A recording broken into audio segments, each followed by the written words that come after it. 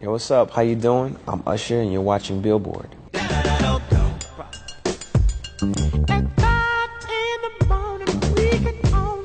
So you just announced the You Are Experience Tour, and you just announced that you have August Alsina opening up for you. How did you go about deciding to go with August Alsina? I kind of consider myself a mentor of many artists. Of course, you know the artists that I've had success with, but I mean, outside of my own wheelhouse, there are other artists that I've been able to, in some way, influence. And I feel that influence. I always thought of that opening spot as the place for the person that I could give an experience that they hadn't had before, and also to kind of mentor them through. She came to give it to you. What you do is what you do in life. Did you kind of take this album on a little differently than your past albums? I did, and oddly enough, because of everything that began to take place in my personal life, there was a stop and start, a stop and start, a stop and start. And then I shot a movie in the middle of making this album. So there was kind of this disconnection and then a reconnection. I pulled from being on a panel of 4, having to talk to an artist about music and kind of analyze the theory of music. That in some way gave me a different idea and approach. What kind of producers or what songwriters are you working with? I worked with the Interns. I worked with Pop and Oak. I worked with Pharrell. I worked with JD. I worked with Skrillex and Ed Sheeran and Diplo. Chris Brown is a great songwriter. Are we going to have him on the album in some kind of way?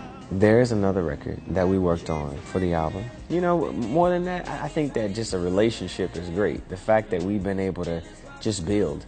You know, he also directed New Flame. You know, as a director, he's a great eye. That was amazing. Yeah, it's really cool, man. He really captured what I think people wanted to see. Yeah. And, you know, I kind of have a little nickname for him, Chris Scorsese.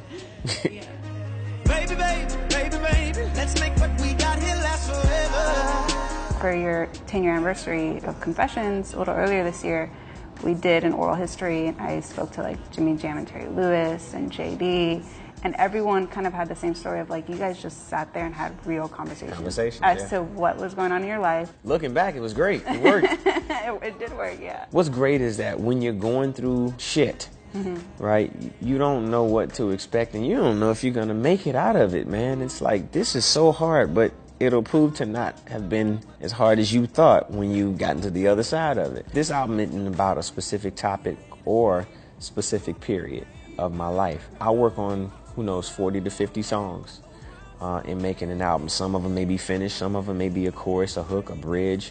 Some of them may be just a verse and a melody. I haven't finished the album enough to tell you exactly what I'm talking about. The album isn't scheduled anymore. Oh, okay. I've basically taken it back. It's yours? Yeah. It's yours to play with a little bit more? Yeah, I'm taking my time with it. But it was just a different take, you know. It's something that feels very modern, right? But the vocal on it feels very specific to my style. I wanted to do something that I felt like would be current, but wouldn't necessarily conform specifically.